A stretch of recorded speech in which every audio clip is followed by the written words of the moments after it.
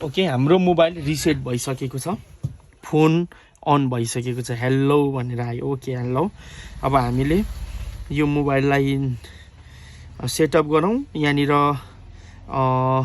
FRP bypass भएको छ या छैन जीमेल आइडी लगइन गरेको छ छैन हेरौँ यदि भएको छ भने पनि हामीले यो मोबाइललाई फाइनली एफआरपी बाइपास गर्नेछौँ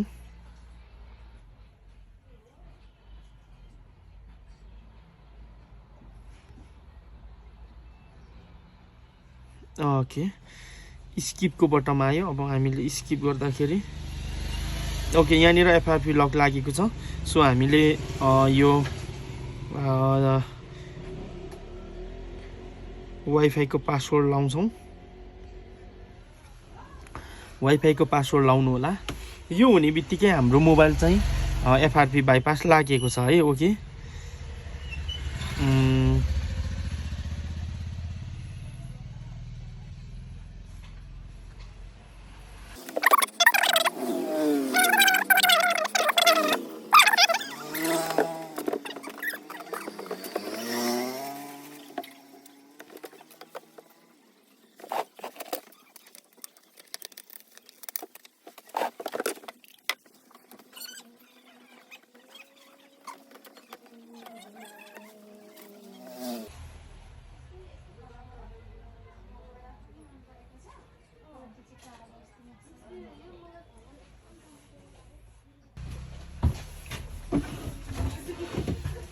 ओके हाम्रो यहाँनिर अब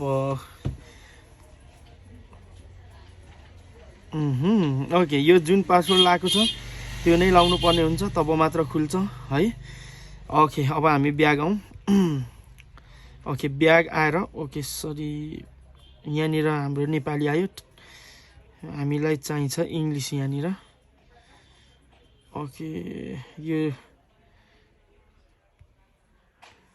नेपाली हैन हामीलाई चाहियो इंग्लिश ओके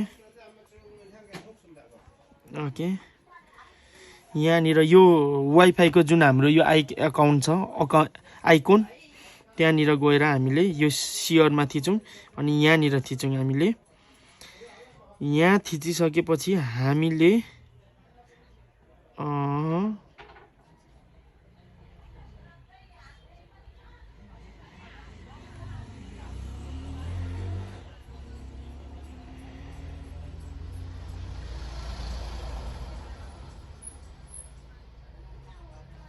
यहाँनिर जाउँ यहाँ गएपछि हामी नीड हेल्प शेयरमा जाउँ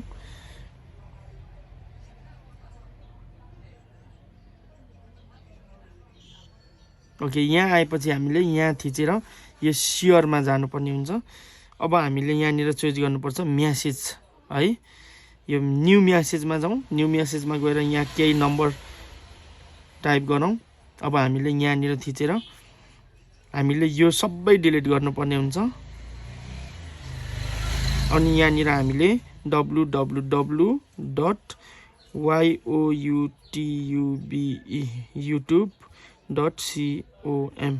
youtube.com गरेर सेन्ड गरौँ ओके यो भइसकेपछि हामी एकचोटी यहाँ थिचौं अब यहाँ युट्युब को लोगो आउँछ अब हामीले यहाँ क्लिक गरौँ अब युट्युब खुल्छ है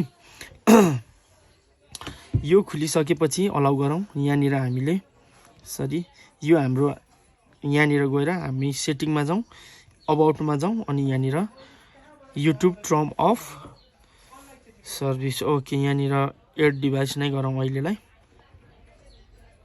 okay without okay no thanks यहाँनिर हामी एफआरपी बाइपासमा जाउँ यहाँ पहिलो नम्बर स्टेपमा अब यहाँ हाम्रो सेटिङ खुलाउँ ओके यहाँ सेटिङ खुल्छ है ओके यो सेटिङ खुलिसकेपछि हामी एप्समा जाउँ एप्समा गएपछि एप्स म्यानेजरमा जाउँ अनि यो एन्ड्रोइड अटो भन्नेलाई यसलाई हामी ओके यहाँदेखि केही पारा लाग्ला जस्तो लागेन यो प्ले सर्भिसमा पनि केही पारा लागेन ओके हाम्रो यो मेथडले काम गरेन सो हामी फेरि ब्याक आउँ अब हामी यहाँनिर होम स्क्रिन लकमा जाउँ। यहाँ गएपछि हामीले होम स्क्रिन लेआउटमा जाउँ। यो भएपछि हाम्रो यो मोबाइलको यहाँ आउँछ। अनि हामीलाई अर्को एउटा मोबाइलको आवश्यक पर्छ। दुईटा मोबाइल चाहिन्छ अब हामीलाई। ओके, यो मोबाइल छ हामीसँग। यो एउटा विकास अनि यो एउटा एप्लिकेसन चाहिन्छ। अब हाम्रो यो ओप्पोको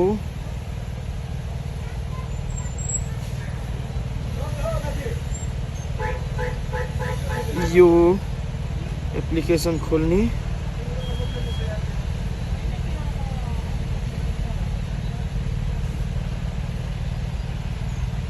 ओके, न्यू एनदर। ओके, अब हामीसँग यहाँनिर यसको खोलौँ, कन्टिन्यू गरौँ। सेटिङमा यसको केही मिलाउनु पर्ने जस्तो छ। Permission,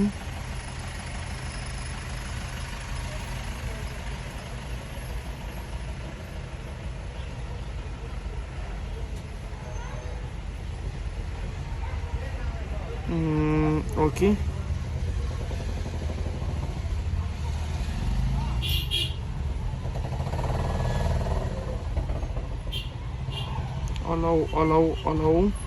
allow.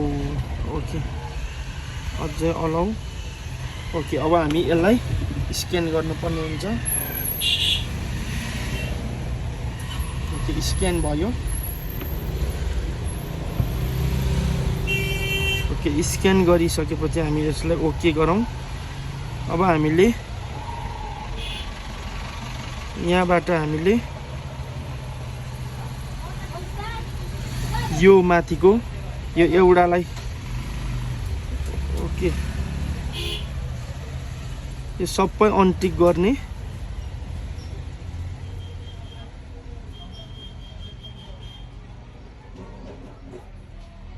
ओके, यो एउटालाई हामीले सेन्ड गरिदिने हो। ओके, अब हाम्रो यहाँनिर सर्दैछ, केही समय लाग्छ यो सर्नको लागि।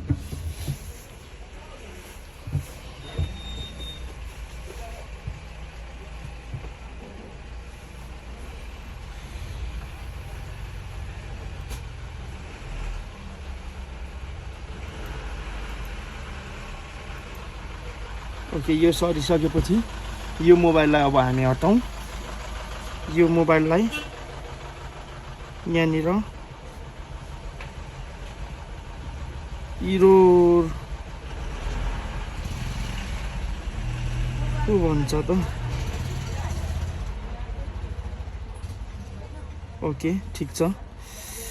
ओके, हामी नेक्स्ट गरौँ।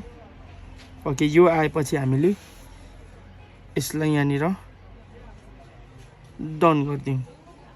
अब मोबाइल फाइनली सेटअप हुन्छ। ओके गाइज, कस्तो लाग्यो भिडियो? ओप्पोको हामीले मोबाइलको एफआरपी अनलक गर्दाखेरि। ओके, म एकचोटि यो मोबाइललाई म एकचोटि स्विच अफ गरेर अन गर्नेछु। ओके, मोबाइल सटडाउन भयो है। Mobile finally shutdown. अब फेरि मोबाइललाई म अन गर्छु है।